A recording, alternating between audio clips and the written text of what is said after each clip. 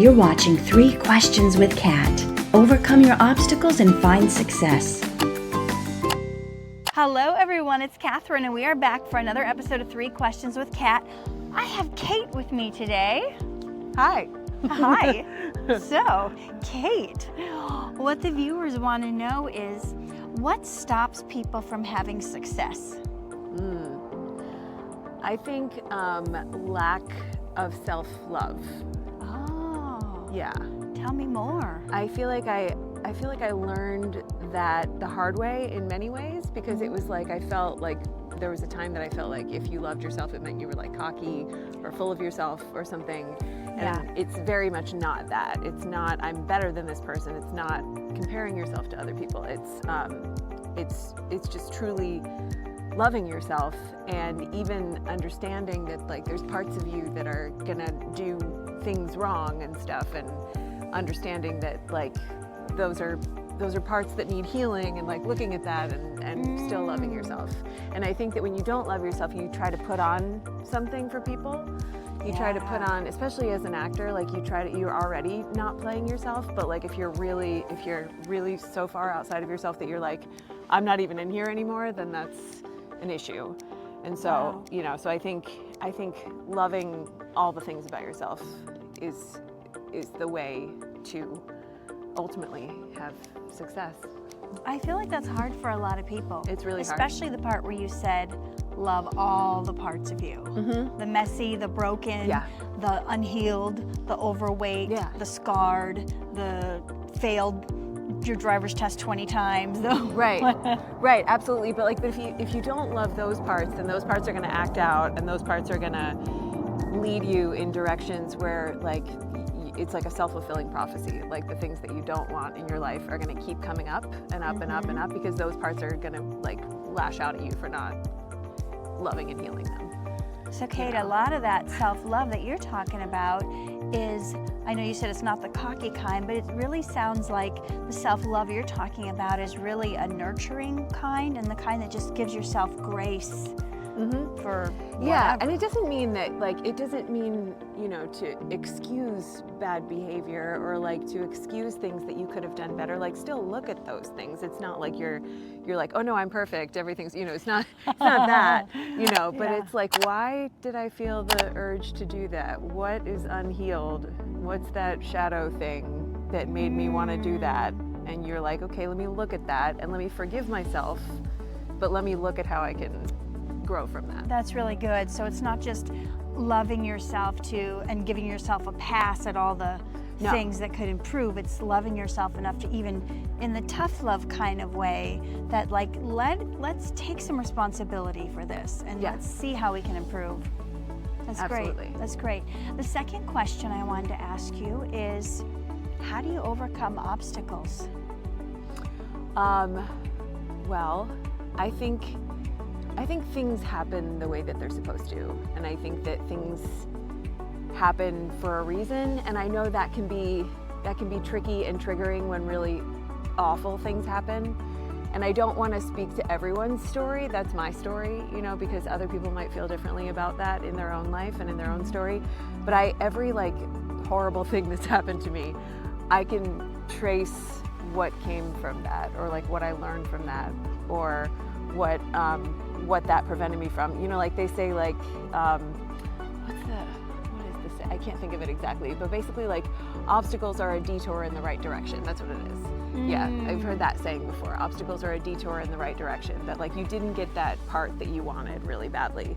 That's because it wasn't meant for you. It was meant for someone else for some reason, and there's something better out there for you, or there's something more that fits better in your story and in your life.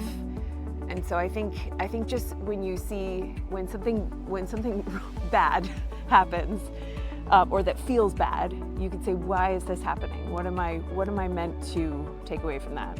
And you can like really look inside. Like I even stop and like I like meditate and I ask that question. Like I will ask a question. I'll be like, what am I meant to learn from this really uncomfortable situation I'm in right now. And I'll set a timer for 5 minutes, only 5 minutes, and I will like see what comes from that, you know. That's really good. I do something similar, like when I'm journaling, I'll pray about an issue, and then I'll just be still and just start to write down what comes to me. Yeah, you know? yeah, that's another like way. it's an Stream of answer. consciousness is a form of meditation. Yeah. So that's really good. So when an obstacle is in your way, stopping long enough instead of crying and being upset and how it's ruining your plans, stopping long enough to say, okay, what am I supposed to get from this? What am I supposed to learn from this? Yeah, I mean, you can still take that grieving period if you feel like you need that, because sometimes you don't want to keep that stuff inside. So if you need to grieve it, but then ultimately, you know, once the grieving has released from your body, which actually doesn't take usually very long. Yeah. But like,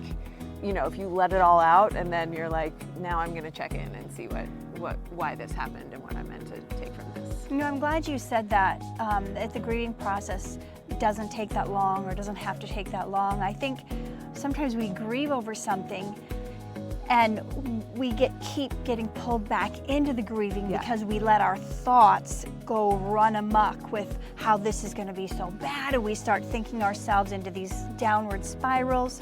But if we just get the initial thing out of our system, so we're not storing that emotional trauma, and then we go, okay, what am I supposed to get from this? What am I supposed to learn from this? That can be really helpful for a lot of people. Yeah, I think so. And I mean, and grief, like if we're talking grief over like a situation, that's what I mean. Like if you're grieving losing an important person in your life, or if you're grieving like a relationship that ended, or like something that's like more has been with you for longer, then I think grief comes and goes and is like very nonlinear, you know, and sometimes it hits you. So there is, you know, if that happens again, like forgive yourself for those moments too, you know? Yeah, and there's like even like a PTSD thing. Like I dealt with PTSD from having a child in the neonatal intensive care unit for so long, and it was every day, it was like, I didn't know if the hospital was going to tell me he died, and it was very much this roller coaster where he'd be like PTSD. Fine and not fine, and then my heart would just be up in my throat. And I remember it was finally when he was about 3 years old, I went to this poetry event, and I went to read something I had written about him, and I couldn't even get through like the first sentence, and I was sobbing. Yeah. And I forced myself to continue reading it, and afterwards people were like, oh my God, did your son die? And I'm like, no, he's fine. And they all looked at me like, well, what were you bawling about then? And it's like, no, somehow, PTSD is real. That's, it's like trapped in there, and it's still like, it's 17 years later, and I'm still like 2 days ago I was crying about it. So I'm like, I've been trying to work it out. Yeah, but also again, and we're human, and those moments hit us, and again, like you just are like, okay, I'm gonna let myself feel this right now. Yeah, it's gonna, you know, I think that's more what I'm talking about. Not that grieving is fast, because I think grieving, it takes place over periods of time and it hits you when you're not expecting it and stuff, but it's more like when there's a particular feeling arising inside of you, if you say like, I'm gonna fully embrace this feeling right now, that usually that particular feeling will pass within like 2 minutes. Oh, that makes a lot of sense. Yeah, whether it's anger or disappointment or whatever you're feeling in the moment, feel it. Yeah, but if you just, if you don't put other like stories around it, if you just let yourself like that's huge. Yeah, that's a big one. The final question is, what do you wish you would have known 5 years ago? I think I wish I would have known that I'm worthy of things.